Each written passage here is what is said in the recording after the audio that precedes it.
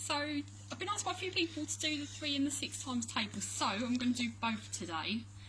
The 3 and the 6 times table are really linked, because any number that you can divide by 6 you can also divide by 3 as well. So I'm going to do it both together because the method's really similar as well. So something else somebody said to me online, they said that I'm only giving the answers to the times tables, not the questions as well. Well, yes I am, but the purpose of doing this is that once students have learned what the answers are, they can write out the full questions in their books as well. So if you're working with a young child who's doing it, once they've actually learnt the tips on how to get the answers, get them to write out the full times table in their maths book. The more they write it out, the more they're going to remember it. So I'm going to start with the 3 times table. So what I'd like you to do first, we're going to do a grid as if we're going to do noughts and crosses. So we're doing 2 lines going downwards, and we're doing 2 lines going across as well. All we're going to do next, we're going to write 1, 2, 3, 4, 5, 6, 7, 8 and 9. So we've gone up and down, we're now going to go across. So we're going to write 0, 0, 0, 1, 1, 1, 2, 2, 2. Anyone who saw my video yesterday on how to do the 5 and the 10 times table, you know that if you're multiplying any number by 10, you write the number that you're multiplying by. So in this case, we're doing the 3 times table, and we're going to do 3 times 10. So we're going to write down 3, times it by 10, add a 0, so 3 times 10 gives us 30. So that is all of your answers to the 3 times table. I'm going to use this as well to do the 6 times table. So I'm going to do exactly the same as what I did with the 3 times table, and I'm going to draw another noughts and crosses board. And I'm going to do that underneath. So doing 2 more lines going downwards, and we're going to do 2 more lines going across as well.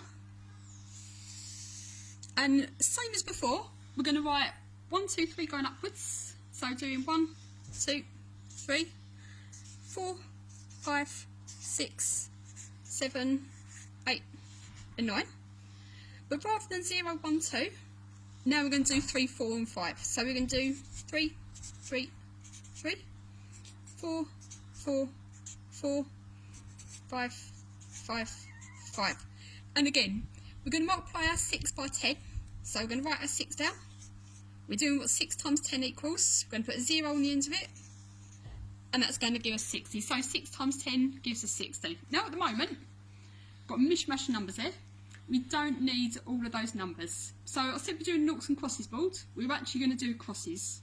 So the cross that we're going to do on our top one, we're going to do a cross going this way, because we don't want those numbers. So I can colour those in and get rid of them. And a cross going that way, so get rid of these ones as well. And the same with the bottom board. So we've got a cross going through like that. So get rid of this one, get rid of that one, get rid of that one, and that one, and that one.